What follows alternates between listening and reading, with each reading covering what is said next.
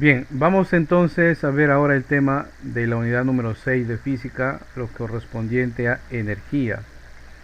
Eh, Como seguramente habrán notado en las evaluaciones que hasta el momento vamos teniendo de física o de física química, casi la mayoría de ellos, me atrevo a decir el 80%, son de conocimientos o contenidos teóricos, ¿no?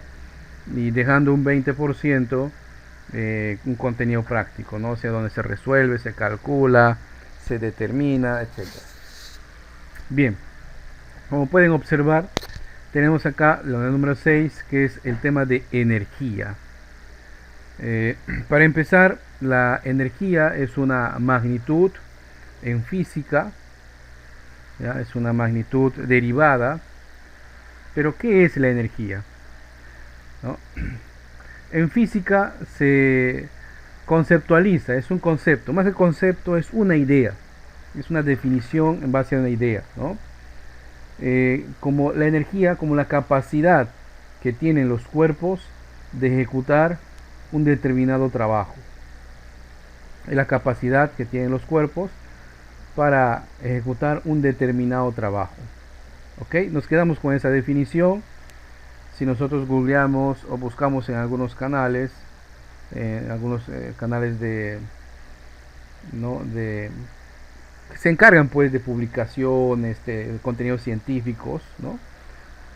Hay un youtuber peruano ¿no? que vive en Nueva Zelanda, creo que tiene su canal, y también hay otro español que es Quantum Factor, creo, que tiene videos muy bien preparados respecto a estos temas, pero con contenido actualizado, ¿no? Con lo último.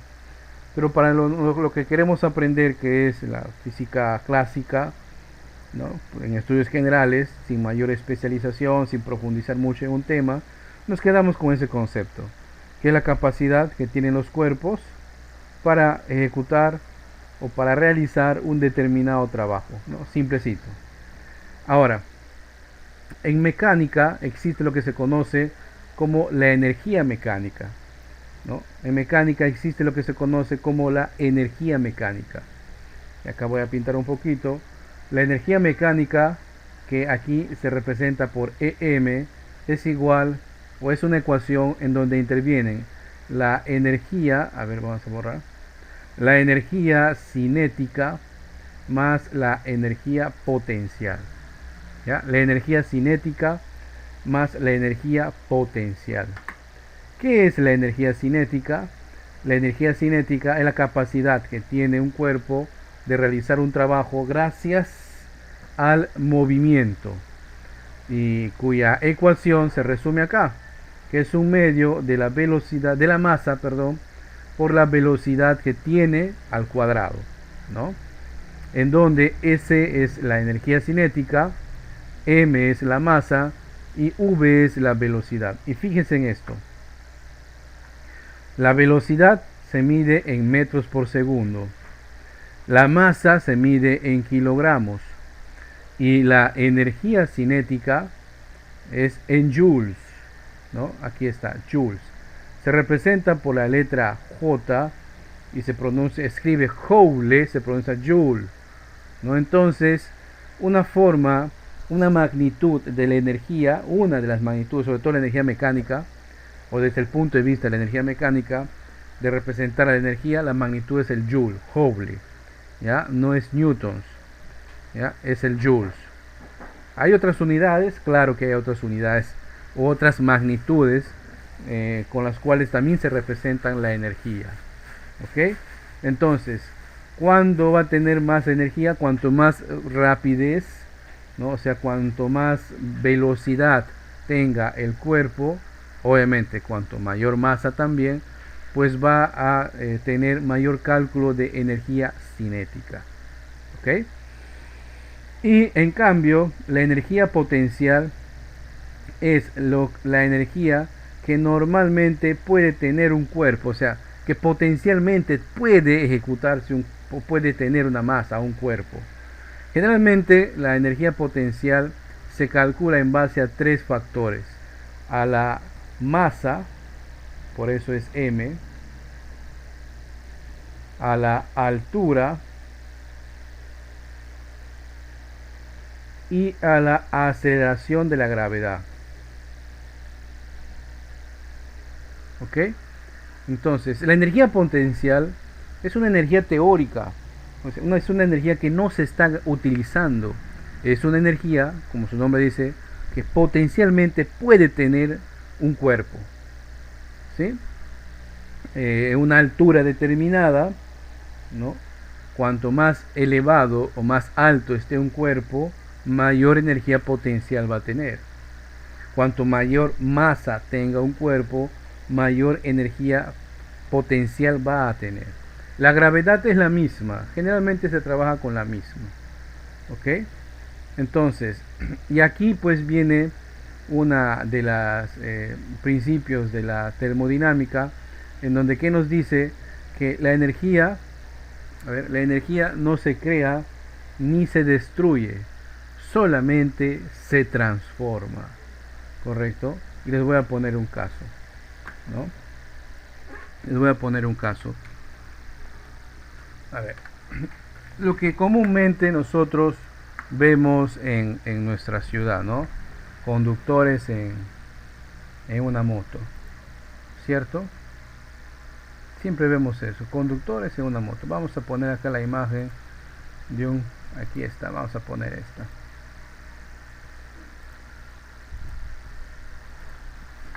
A ver, esta no, esta, muy bien. Entonces, yo les digo la premisa que la energía no se crea ni se destruye. Y vamos a explicar por qué. Cuando esta moto, ¿no?, está movilizándose, está avanzando, ¿cierto? ¿Qué tipo de energía va a estar utilizando? Energía cinética, ¿verdad? Cierto, energía cinética. Porque se está moviendo, ¿no? ¿Y de dónde obtiene esa energía? Obviamente obtiene esa energía pues del motor, ¿correcto? Entonces, supongamos pues que va a una velocidad de, vamos a poner acá, 50 metros por segundo. Muy rápido, ¿no? Exagerando, 50 metros por segundo. ¿Cierto? Y la energía cinética es igual, nos dice, 1/2 de la masa por la velocidad al cuadrado. Vamos suponiendo que la masa de toda la moto más el piloto están bordeando los, vamos a poner acá, 300 kilogramos, ¿no? Entonces, al calcular la energía que estamos obteniendo acá, en ese momento sería 1/2 de 300 por la velocidad al cuadrado, 50 por 50, 5 por 5, 25 y 2 ceros, ¿no? 2500, ¿cierto? Entonces sacamos acá mitad 150 y acá sale un número, ¿no? A ver si me ayudan con este cálculo de 150, 150 por 2500. Si me pueden apoyar con ese cálculo, los que tengan a la mano hay una calculadora, voy a hacerlo acá también. 150 por 2500. 375.000, profe. Correcto. 375.000 y acá es joules, ¿correcto? Entonces podemos abreviarlo como 375 kilojoules. Estoy utilizando los submúltiplos del sistema internacional. Bien, en ese momento tiene bastante energía, ¿no? 375.000 joules, o sea, 375 kilojoules. Pero imaginen ustedes que el motociclista frena hasta detenerse. Entonces, ustedes podrían decir, miren, profe, la energía que tenía se convirtió en cero, porque como ya está detenido, su velocidad es cero, y todo número multiplicado por cero da cero, entonces la energía cinética que tiene es cero. Entonces ahí, parcialmente estaríamos suponiendo de que se perdió esa energía que tenía inicialmente, y no es así. Utilizando el principio de que la energía no se crea ni se destruye, solo se transforma. Al momento de frenar, los que saben algo de mecánica, saben de que se frena con dispositivos que están acá en las llantas, ¿cierto? Que algunos son zapatas, otros son discos, ¿no? ¿Y qué pasa? Cuando el piloto frena, generalmente esa energía cinética se convierte en energía de tipo calorífica, se convierte en calor. Toda esa energía que en un momento estaba, ¿no? Estaba en un equivalente que hemos calculado acá, al momento de detenerse, ¿a dónde se ha transformado? Esa energía cinética se ha transformado en calor, que es otro tipo de energía, ¿correcto? Entonces, no olvidar eso, esta premisa de termodinámica, la energía no se crea ni se destruye, solo se transforma. ¿En algún momento puede tener adaptaciones este principio? Sí, no dudo de eso, pero todavía estamos lejos con la investigación que estamos logrando. Muy bien, continuamos. Existen tipos de energía, ¿ya? O sea, hay varias formas de, de obtener energía.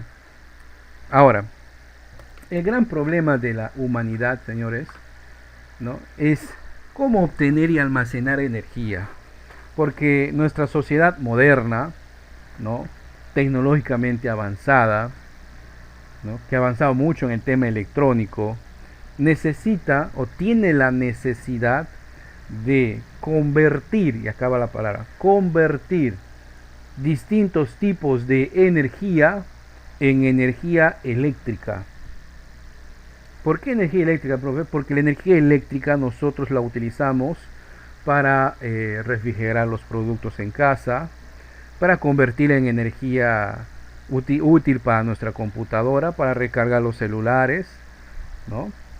Se utiliza bastante para mover los motores de la industria, no se utiliza la energía eléctrica. Entonces tenemos un problema energético desde hace décadas, porque generalmente se produce energía eléctrica quemando combustibles fósiles, con la consecuencia de que esto deriva en la contaminación del ambiente, ¿no? Cuando digo combustibles fósiles me refiero a carbón, petróleo, ¿no? Derivados de petróleo, gas natural. Por ejemplo, acá en la ciudad de Iquitos nosotros obtenemos energía eléctrica gracias precisamente al quemado de energías de combustible fósiles, ¿no? De diésel, ¿cierto?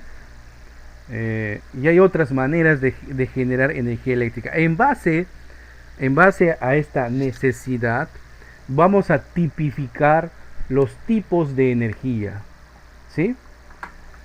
Vamos a ello. En lo primero que ustedes pueden ver ahí es la energía hidroeléctrica, ¿no?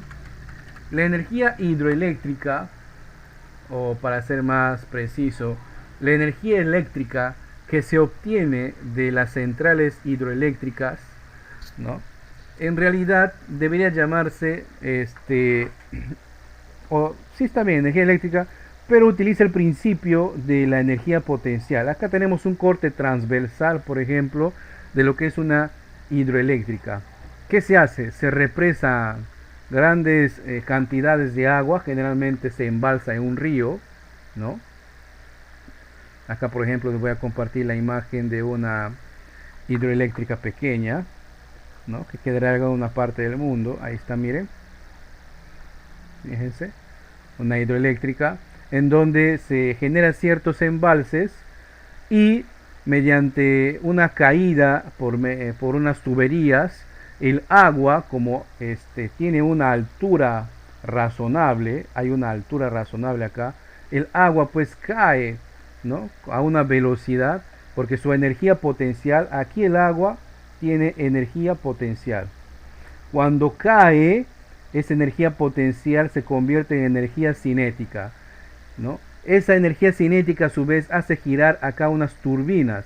Esas turbinas hacen girar, ¿no? El eje de un motor, ¿no? Y ese motor a su vez por su rotación genera un campo eléctrico y se está generando energía eléctrica y se transforma, se convierte y se distribuye. Es simple el principio, ¿no? Es simple.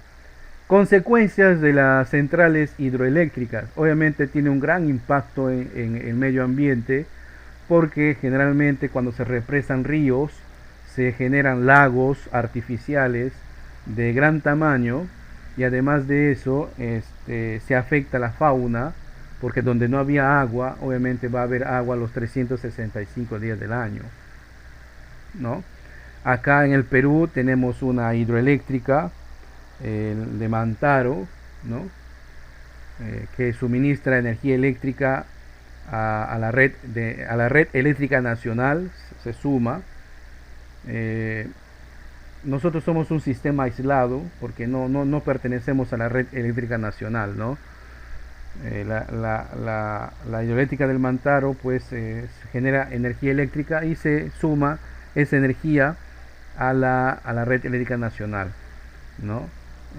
Otra forma también de obtener energía eléctrica, ¿sí? Mediante las caídas de agua, ¿sí? Lo que se conoce como centrales hidroeléctricas. Una de las centrales hidroeléctricas más grandes del mundo queda en China, ¿no? El proyecto de las Tres Gargantas, que tardó algo de no sé cuántas décadas en concluirse. Se creía de que iba a generar mucha energía, que iba a ser sostenible, pero ahora hay unos documentales, les recomiendo ver, en donde hay ciertos puntos negativos que hacen evaluar y repensar el hecho de montar este tipo de infraestructura. ¿Okay? Es muy costoso, además de eso genera bastante presupuesto en mantenimiento, ¿no? Porque el riesgo de las centrales hidroeléctricas es que se generen por acá, por abajo, sedimentación, y esa sedimentación haga pues que al final degrade esta infraestructura. Otro tipo de energía, ¿no? Es la energía eólica. La energía eólica es la energía que se genera gracias al movimiento de flujos de aire. Entonces, hay lugares en el mundo en donde casi los 365 días del año están garantizados corrientes de aire. Entonces, en ellos se instalan, se construyen, ¿no? Unas turbinas, granjas de turbinas, enormes granjas de turbinas. Más o menos tienen esta forma. Ahí está, ¿no? Son enormes. Para que se hagan la idea, miren acá. Acá tenemos una vaquita. Esta es una vaquita. No sé si le pueden ver. Bueno, el celular creo que no se puede ver. Acá es una vaquita, ¿no? Porque está en una granja. Hay una vaquita ahí, ¿no? Hay vaquitas, ¿no? Están en una especie de granja, en un rancho. Ahí se montan estas turbinas y el continuo girar de las aspas de este motor, ¿no? Hacen pues que se genere energía eléctrica, ¿no? Simple. Acá les voy a poner un corte transversal de lo que tendríamos dentro de este tipo de rotores, fíjense, ¿no? Ahí está. Tendríamos ahí una especie de fuego de engranajes que hicieran girar un generador, y ese movimiento, muchachos, ese movimiento, señoritas, ¿no? Se convierte en energía eléctrica, y esa energía eléctrica pues es transportada a alguna central donde es distribuida, ¿sí? Alguna central donde es distribuida. Muy bien. No olviden, tipo de energía eólica. Se dice que es una energía limpia, renovable, pero también tiene un impacto en el medio ambiente. Por ejemplo, en Europa, en los valles de España, donde se habían puesto estas aspas, los ambientalistas habían denunciado de que había mermado o se había reducido ciertas especies de aves, ya que no estaban acostumbrados al hábitat con estas enormes turbinas y experimentaban pues choques y morían, pues, ¿no? Y ustedes saben que en el medio ambiente tenemos una ecuación muy sensible. Si tú quitas o alteras la población de una especie, puedes tener la consecuencia de que aumente otra especie, ¿no? Si son golondrinas, imagínense, las golondrinas pues comen insectos, entonces si disminuyes esa especie, aumentan las plagas, ¿no? Tiene su contraparte, no es que sea 100% pues bueno para el medio ambiente, ¿no? El otro tipo de energía es la energía química. ¿cierto? La energía química es la que se obtiene pues teniendo o haciendo reaccionar algunos elementos o sustancias, ¿ya? Algunos elementos o sustancias. Un ejemplo típico de energía química es lo que nosotros obtenemos, por ejemplo, dentro de un par de baterías, ¿no? Dentro de él nosotros tenemos láminas de algunas sustancias que al momento de hacer contactos, los polos, ¿no? Positivo o negativo, hace que fluya una corriente eléctrica, ¿cierto? Hace que fluya una corriente eléctrica. Otra forma de obtener energía mediante reacciones químicas, ¿no? Es, por ejemplo, gracias a la industria del petróleo, ¿verdad? Entonces, nosotros extraemos el petróleo y mediante un proceso de refinado, o sea, mediante un proceso químico, se obtienen pues algunos insumos o algunos combustibles como son la gasolina, el diésel, ¿no? Algunos derivados más del petróleo como son el plástico, ¿no? ¿Y qué es el petróleo? El petróleo no es otra cosa más que fauna silvestre, bosques antiguos, antiguos seres vivos que han sido sepultados en un manto, o sea, bajo tierra, y no han podido seguir el proceso normal de descomposición. Entonces se degradan de manera distinta, no se han podido descomponer naturalmente, en consecuencia quedan almacenados dentro de la tierra, pues, ¿no? Miles y miles de años después, nosotros, la humanidad, extraemos el petróleo, o sea, cavamos, perforamos unos tubos hacia donde está, lo extraemos y mediante un proceso de refinado, generalmente esto se hace en plantas refinadoras de petróleo, como más o menos tienen acá la imagen, ¿no? En donde el petróleo crudo se convierte pues en combustible útil, ¿no? Gasolinas en sus distintos octanajes de 84, 90, 90 y tantos, etcétera. Se obtiene diésel, se obtiene querosén, ¿no? Se obtiene derivados de petróleo como son los plásticos, que se utilizan bastante. No podemos negar que tenemos antes de y después de la llegada de los plásticos. Y lo negativo del uso del plástico es de que contaminan muy rápido el medio ambiente, ¿no? Estamos en época de playa, no habrán podido negar de que cuando van a las playas podemos observar en las orillas de los ríos, lagos, quebradas, ¿no? Los desechos, sobre todo desechos plásticos. Para que esos desechos plásticos se degraden naturalmente pasan pues centenares de años, ¿no? Bien. El otro tipo de energía es la energía geotérmica. La energía geotérmica, voy a ponerles una imagen, es la que se obtiene no en cualquier parte del mundo, ¿ya? Es en lugares donde esté garantizado una actividad volcánica, pues, ¿no? Profe, pero usted dirá, profe, pero acá en el Perú tenemos actividad volcánica, tenemos volcán. Sí, tienes razón, pero hay un requisito para esto. ¿Cuál es ese requisito? Que justamente cerca a estos ríos de magma, que son roca fundida gracias a la actividad volcánica, estén cerca a flujos de agua, a agua subterránea, de tal manera que esa agua se convierte en vapor, ese vapor es extraído, ese vapor, ¿no? Hace girar unas turbinas y luego ese vapor de agua se convierte netamente en agua y vuelve al sistema. Hay pocos países que en realidad utilizan eficientemente la energía geotérmica. El país que es pionero en esto y que obtiene su energía eléctrica gracias a esta energía geotérmica mediante la instalación de plantas geotérmicas, como por ejemplo acá voy a poner una imagen.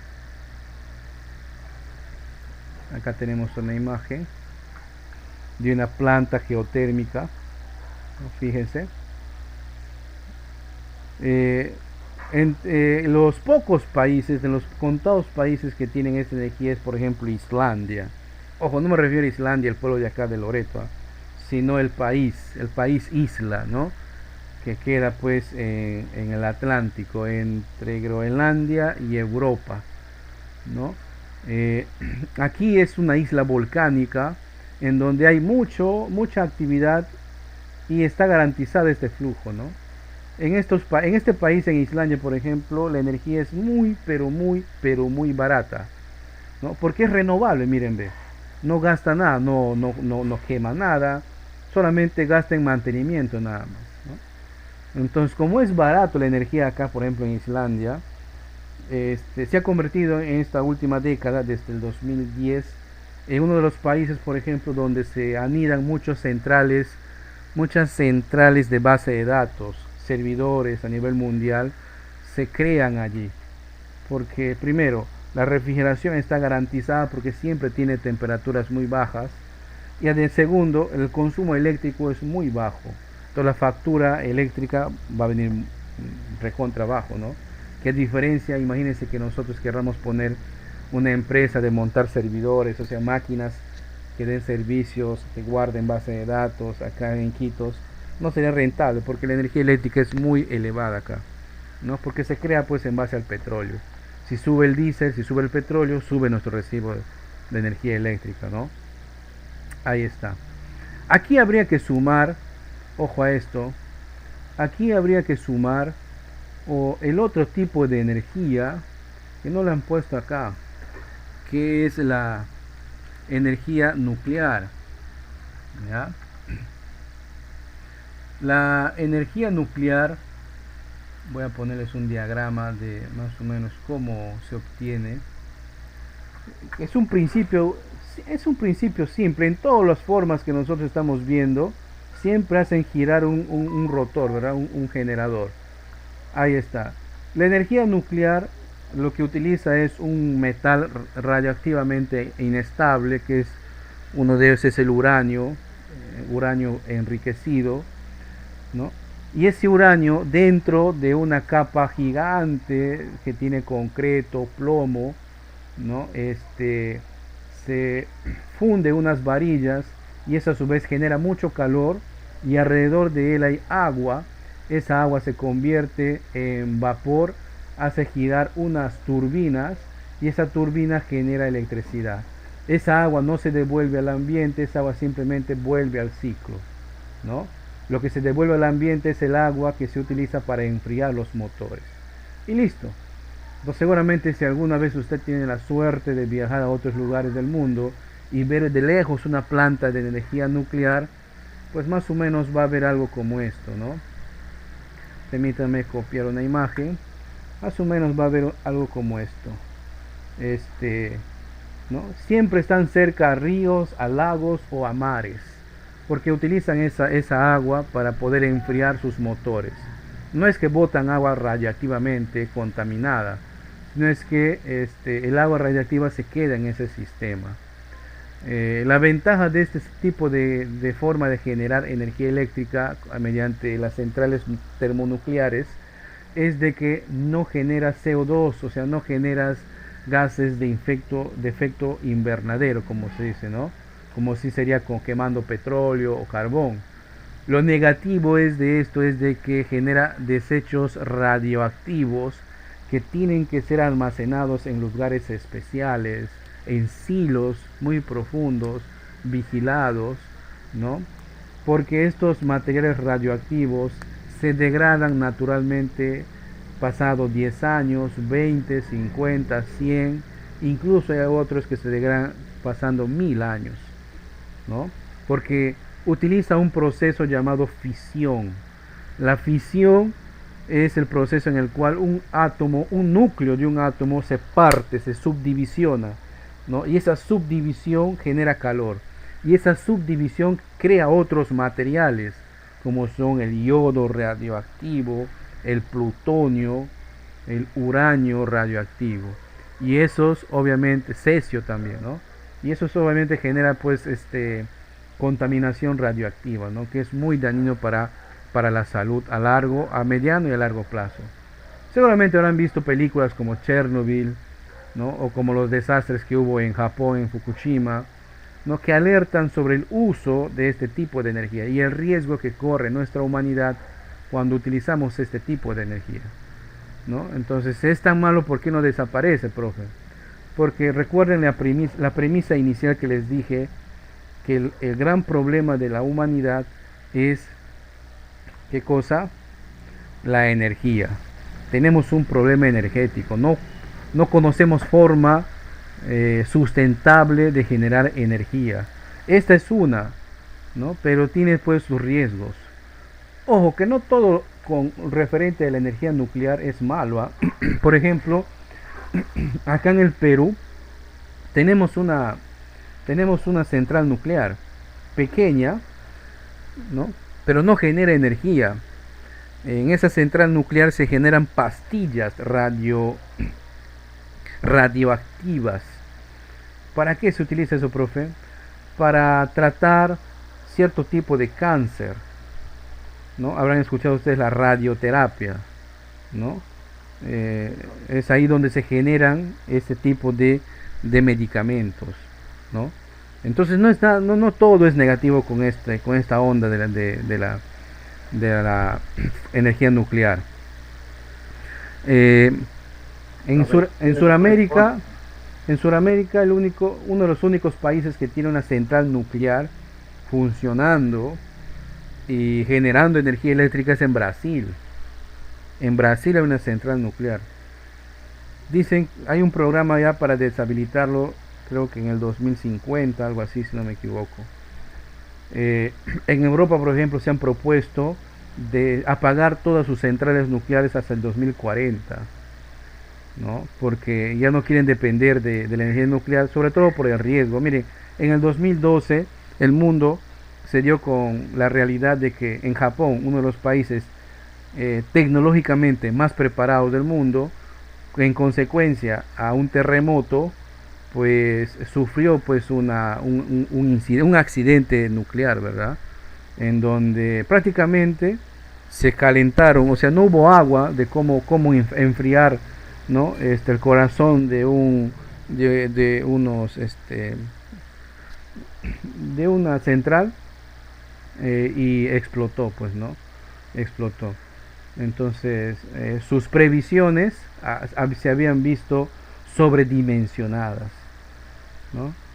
Por eso la humanidad, y sobre todo la ONU, tiene un departamento de energía nuclear donde presiona a los países para que cambien a otro tipo de energía. ¿Pero a qué? ¿No? Hay proyectos, ojo, así como existe la energía mediante la fisión, en la fisión se particiona un átomo, también existe la energía de la fusión, ¿ya? En donde se unen átomos para formar otros elementos. Pero esto todavía está en el campo teórico acá en el planeta. El único lugar donde sabemos de que esto ocurre cerca a nosotros es en el Sol. En nuestro Sol, en el núcleo del Sol, ¿no? Constantemente hay fusiones nucleares, en donde 4 átomos de hidrógeno se combinan, se fusionan, porque la presión es tan grande y tan alta que se fusionan en un átomo de helio. Y esa fusión libera gran cantidad de energía no contaminante, ¿cierto? Pero todavía no tenemos la tecnología suficiente como para crear minisoles acá en el planeta. El día que nosotros podamos como humanidad crear minisoles, imagínense tener pues energía casi infinita, ¿verdad? Crear un minisol que va a vivir unos 50 años.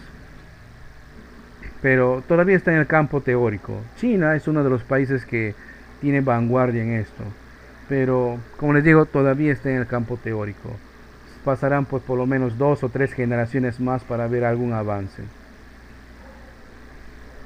¿Quién ha activado su micrófono por ahí?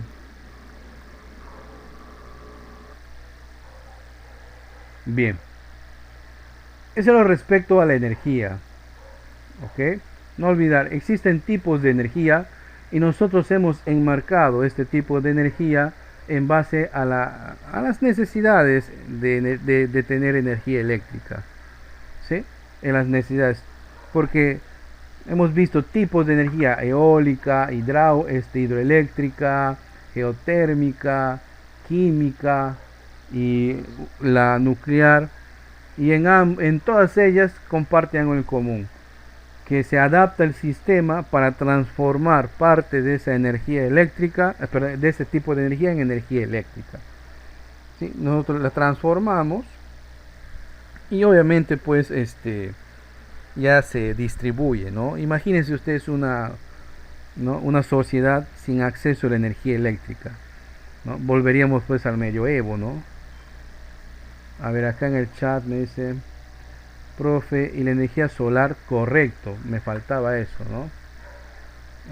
La otra forma de obtener energía es capturando la, la energía del sol o de la luz del sol que nos llega, ¿no? Utilizando celdas o paneles solares. Aquí está, estos paneles solares, ¿no? En donde se captura la energía y se almacena. ¿Por qué no tenemos un amplio mercado respecto a la energía solar? Si acá en Iquitos o en la Amazonía muchas veces tenemos muchos días soleados, ¿verdad? Por el costo, ¿no? El costo de implementar un sistema de estos en un hogar es alto todavía, porque es un sistema también complejo. Necesita un lugar donde poner los paneles bajo cierto ángulo. Necesitas un lugar donde van a estar tus baterías. Necesitas un lugar donde va a estar tu central, ¿no? Tu convertidor de energía continua a energía alterna, porque tu refrigerador de repente quieres hacerlo funcionar, etcétera, etcétera. Últimamente hemos visto acá en Iquitos que hay empresas privadas que están trayendo así paneles, ¿no? Y que te venden el kit completo. No tiene mucha relevancia por el momento, pero esperemos de que bajen los costos, ¿no? Pero con el tipo de cambio muy alto, el dólar está alto, y esto hace pues, que suban los precios, ¿no? ¿Alguien ha levantado la manito ahí? ¿Le escuchamos? Yo, profe. ¿Sí? Acá los paneles solares son bueno, muy importantes. Por ejemplo, en las riberas he visto varios que están puestos ahí en la noche. Es muy recomendable. Sí, pero el común de las personas que viven en las zonas ribereñas no tienen el paquete porque es oneroso, es costoso invertir. Generalmente tienen las escuelas, los municipios, ¿no? Las postas médicas, ¿no? ¿Por qué? Porque el gobierno, el Estado invierte en ellos, ¿no? Pero una persona común y corriente como nosotros, si quisiéramos invertir, pues sería oneroso, ¿no? Todavía, aunque cara, pero la energía eléctrica que nos brinda acá, en este caso, Electrooriente, ¿no? Todavía, pues, amerita su uso, ¿no? Si se incrementaría más el costo, creo que sería una opción, ¿verdad? Pero es limitante, pues, o sea, cuando se agotan ya las baterías, la energía que has almacenado, pues te quedas sin energía en casa, ¿no? Una recomendación que he visto por ahí es tener un sistema híbrido, o sea, tener el sistema eléctrico normal y adicionar el sistema de energía por paneles, ¿no? Pero es un sistema que implementarlo suena bonito, pero es costoso, pues, porque necesitas pagar a un personal técnico, invertir en cables, en cajas, en llaves, equipos, de tal manera de que cuando ya esté listo, cuando haya sol y haya suficiente energía, tu sistema cambie a los paneles, y cuando no haya sol en la noche, tu sistema cambie al sistema, a la red normal. Y cuando generas mucha corriente, de repente sacar la energía excedente hacia la red local, ¿no? En algunos países, por ejemplo, los ciudadanos que generan esto les pagan, ¿no? Porque a veces genera mucho excedente de energía y esa energía se redistribuye en en la red local, y al final el medidor, en lugar de mostrar consumo, se muestra un consumo negativo, ¿no? Claro, ahí dice, dependía del amperaje, claro, dependía del amperaje, pues, ¿no? O sea, dependía de cada potencia, de cada electrodoméstico que quieras tú consumir, ¿no? Pero una casa medianamente acá en Iquitos, ustedes saben que mínimamente va a tener su refrigeradora, ¿no? Y ustedes saben que un refrigerador pues consume bastante. Y si es una familia que trabaja, pues va a tener su lavadora, ¿no? A veces no hay tiempo ni para lavar la ropa y pum, le ponen automático. Y todo eso consumen, pues, ¿no? Imagínese usted que tiene su sistema de agua para que bombea su tinajo arriba, un motor, ¿no? En un 2x3 le va a agotar la batería. O sea, un sistema híbrido estaría bien, pero, como les repito, el costo es lo que todavía no hace avanzar. Y otra cosa, la tecnología de los paneles. Todavía es una tecnología incipiente. Ha habido grandes avances, pero aún es incipiente. ¿A qué me refiero? Eh, o sea, no es muy eficiente. Si lográramos nosotros almacenar la energía que nos da el sol en un día, tuviéramos como para 30 años, ¿no? Tuviéramos como para 30 años. Pero ahí estamos, ¿no? Hay distintos tipos de tecnología de paneles también, ¿no? O sea, si te metes en este cantar, hay que investigar bastante, ¿sí? Hay que investigar bastante, como dice el compañero, hay que investigar. Hay empresas que te venden el kit completo, el inversor, ¿no? Las baterías de almacenamiento, en base a un consumo que ellos van a la casa, a ver cuántos artefactos tienes. Y te hace un aproximado. Este kit te recomienda, ¿no? ¿Cuánto está? 5.000, 6.000, 7.000, 10.000 soles. Y la inversión retorna a cuánto tiempo, 3 años, 4 años, 5 años, 6 años, ¿no? El mantenimiento que esto tiene, hay sus pros y sus contras. Pero ahí tenemos la energía solar, ¿no? ¿Algún otro tipo de energía que conocen que todavía no hemos visto? Creo que está todo, ¿no? La solar, la eólica, geotérmica, la química, la hidroeléctrica. Había un proyecto acá hace un par de años, no sé si ustedes recuerdan, que hay un proyecto para generar una represa acá creo que es en el río Napo, ¿no? La represa y la hidroeléctrica del Mazán. No sé si ustedes alguna vez han escuchado, ¿no?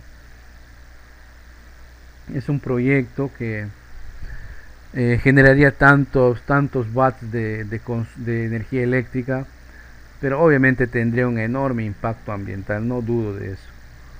Que tendría un enorme impacto ambiental.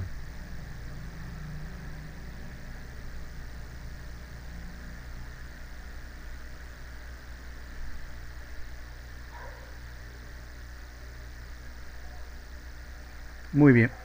¿Alguna consulta? Ninguna, profe.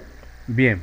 Pasemos entonces a un tipo especial de energía, que es la energía en forma de calor.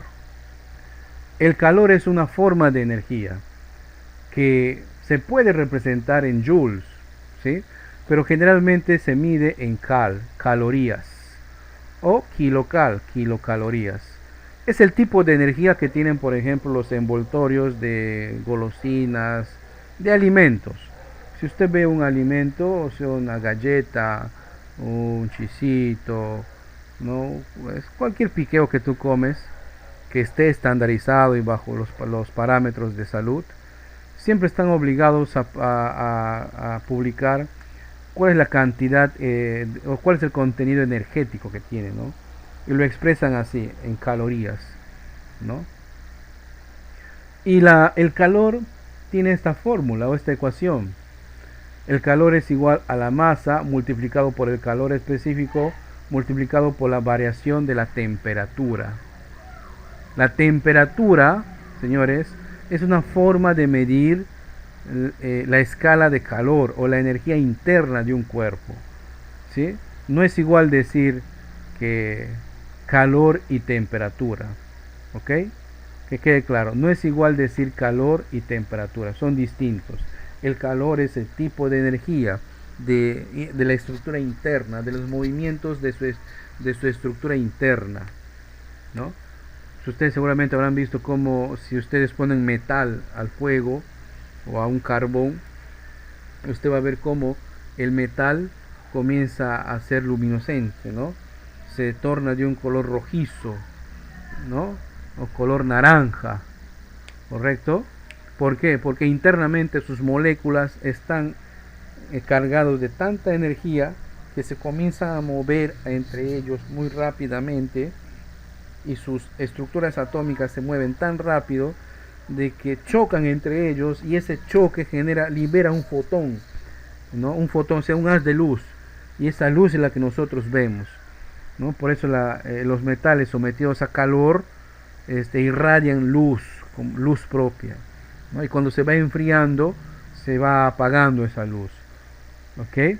Entonces, no olvidar, la ecuación del calor es masa, que se mide en gramos, calor específico y variación de la temperatura. ¿Qué es esto del calor específico? El calor específico es un valor, generalmente es un valor que ya viene establecido. Cuanto más pequeño sea, ¿no? Significa de que es un material que se va a enfriar o se va a calentar rápidamente. Entre ellos están los metales. Los metales son un tipo de material que tiene un valor de calor específico muy bajo. El aluminio, hierro, zinc, cobre, por ejemplo, ¿no? Eso explica por qué cuando usted va a la cocina y utiliza una cuchara de metal, ¿no? Usted y lo que está preparando está pues caliente, rápidamente pues la cuchara se va a calentar. Por eso los chefs utilizan cucharas pues hechas con mangos de madera, ¿no? O de plástico en todo caso. ¿Por qué? Porque el plástico, la madera y algunos otros materiales tienen un calor específico muy elevado. Ahora en época de calor, por ejemplo, ¿no? Los que vivimos en Iquitos, las calaminas, que es un metal, es una aleación, se calientan muy rápido, porque es metal, pero ni bien se oculta el sol, se enfrían también muy rápido. En cambio, el concreto, el ladrillo, ¿no? Las paredes de nuestras casas, cuando les da el sol de la mañana, tardan bastante en calentarse, porque su calor específico es alto. Pero todo el día que le pegue el sol, al final esa pared está caliente. Se oculta el sol y la pared sigue caliente. Van las 10 y 11 de la noche y la pared sigue caliente. ¿Por qué? Porque al igual que como tarda en calentarse, el mismo tiempo le tomará para enfriarse, ¿no? Por eso seguramente ahora en época de verano o vaciante, en esta época muy calurosa, si tenemos la suerte de que el sol pegue por una de las laderas de nuestra casa, ¿no? Seguramente experimentarán eso, ¿no? Que las paredes no se enfrían rápido. Igual que en los techos de nuestras casas, ¿no? La madera también no se enfría rápido. Por eso en un día soleado, cuando el metal de las calaminas se enfría, no se enfrían al mismo tiempo que en la madera y comenzamos a escuchar ciertos ruidos, cierto rugir, ¿no? Que para un neófito en el tema puede decir, mira, acá en el techo alguien está andando y espíritus ha hecho carreros. No, para nada. Es el mismo fenómeno de la dilatación que está experimentando, ¿no? A mayor temperatura, el calor hace que los cuerpos se dilaten y la dilatación es la expansión de la masa, ¿no? Si ustedes viven cerca de una pista, o sea, hecho de concreto, no de asfalto, habrán visto que están construidos en forma de rectángulos y los rectángulos no están unidos, sino es que entre ellos dejan unas juntas de brea, ¿no? Que es un derivado del petróleo. ¿Por qué? Porque cuando le pega el sol experimentan la dilatación volumétrica, entonces esa junta, ese espacio se puede comprimir y cuando se enfría se puede expandir. En las construcciones también seguramente habrán visto, ¿no? Hay espacios que dejan, ¿no? Y los albañiles, por ejemplo, los albañiles empíricos cuando van a hacer un piso de una sala, ¿no? Lo que llaman un enlucido, si es muy grande y si el albañil es empírico, no va a tener en cuenta la dilatación volumétrica, va a hacer normal el piso, ¿no? Y cuando llega un tiempo vas a notar que tu piso comienza a partirse. Por eso, por la dilatación del cuerpo, ¿no? Generalmente lo que hacen los albañiles que tienen cierta práctica, habrán visto, le ponen unos enmallados de fierro, ¿no? Lo que le llaman la temperatura, ¿no? ¿Para qué? Para que ese metal absorba, se dilate en caso haya mucho calor, ¿no? Y se contraiga en caso baje la temperatura. Son detalles que hay que tener en cuenta. Bien, como les decía, la temperatura también se puede medir y existen escalas para poder medir la temperatura, ¿no? Las más conocidas son el Celsius, Fahrenheit, pero existen otras de laboratorio como son el Kelvin y el Rankine. Y ahí tenemos sus ecuaciones. Acá en Sudamérica se utiliza bastante los grados Celsius, ¿no? O también llamados centígrados, ¿correcto? Se utiliza bastante. Eh, en otros países como por el norte se utilizan son las temperaturas en Fahrenheit, ¿no? Si usted tiene su celular a la mano, googlea ahí clima en Iquitos, seguramente le va a salir la temperatura en centígrados, ¿no? 30 y tantos grados, etcétera, etcétera. Y ahí ustedes pueden ver algunas fórmulas para calcular o para pasar de una temperatura a otra, ¿no? Para pasar de una temperatura a otra. Inicialmente pues la temperatura se medía pues con un termómetro de mercurio, o sea, dentro de un vidrio cerrado se ponía mercurio, y el mercurio, como es el único metal que en estado natural acá en el planeta se encuentra en estado líquido, con sufrir variaciones de temperatura se expande y se contrae. No, pero ahora pues gracias a la tecnología estos instrumentos se han modernizado. Ahora tenemos termómetros digitales, termómetros con sensores de rayos láseres que ustedes ven en las tiendas, que apuntan a tu muñeca y dan una temperatura, ¿verdad? Aunque algunos son pues de dudosa procedencia y de calidad, ¿no? Porque hay de distintos tipos. Bien, esto sería pues la explicación teórica en este apartado de energía. Si ustedes notan de que me he explayado bastante en la parte teórica, es porque normalmente la evaluación en este curso, en esta unidad, ¿no? Como les decía, el 80% es teoría, ¿sí? Entonces, para complementar, yo les invito a dar una lectura de este material, ¿no? Y seguramente revisar los casos que están ahí propuestos en el mismo material, resueltos, y no tendría problemas, creo yo, al momento de abordar la evaluación. ¿Alguna pregunta hasta acá?